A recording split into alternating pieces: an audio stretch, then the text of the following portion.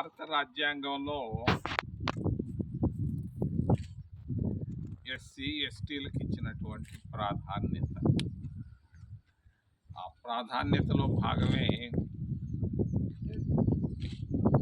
ఈ tribal residential school. Doctor Manmohan Singh గారు ప్రధానమంత్రిగా ఉన్నప్పుడు నేను ఆయన అడిగాను, ఐఐటి ఐసరు మా ఏరియాకి ఇంది అని అంటే 2 రా అన్నాడు. కాదు 2 కావాలని అడిగాను. 2 దాంట్లో చట్టంలో పెట్టారు, విభజన చట్టంలో 2 మనకు తెచ్చుకున్నాం.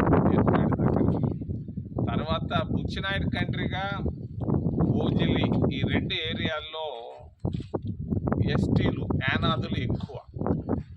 ఈ ప్రాంతాన్ని డెవలప్ చేసేదానికి, ముఖ్యంగా విద్య అభివృద్ధి తీసుకొచ్చేదానికి మరి ట్రైబల్ రెసిడెన్షియల్ స్కూల్ను 2014 మొదట్లోనే జనవరిలో ఇవ్వడం జరిగింది. 18లో ప్రారంభించడం జరిగింది.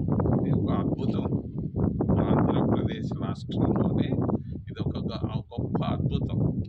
ఆ అద్భుతాల్లో దాదాపు 30 మంది టీచర్లు బయట రాష్ట్రాల నుంచి, రాజస్థాన్ నుంచి, ఉత్తరప్రదేశ్ నుంచి, హర్యానా నుంచి, మరి అనేక ప్రాంతాల నుంచి ఇక్కడ పనిచేయడం చాలా గర్వపడాల్సినటువంటి విషయం. ఇక్కడ ఉన్నటువంటి విద్యార్థులు దాదాపు 500 మంది విద్యార్థులు. 500 మందిలో సగం మంది మహిళా విద్యార్థులు.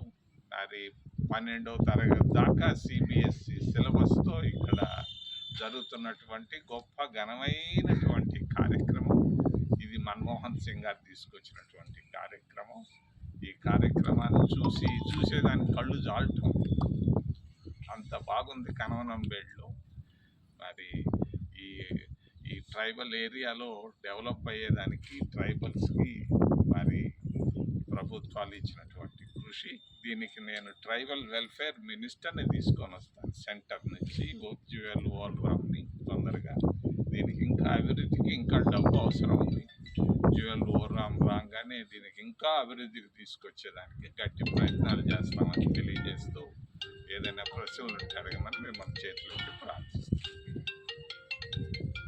ఎన్ని కోట్ల రూపాయలతో బడ్జెట్ ఆ రోజు శాంక్షన్ చేశారు?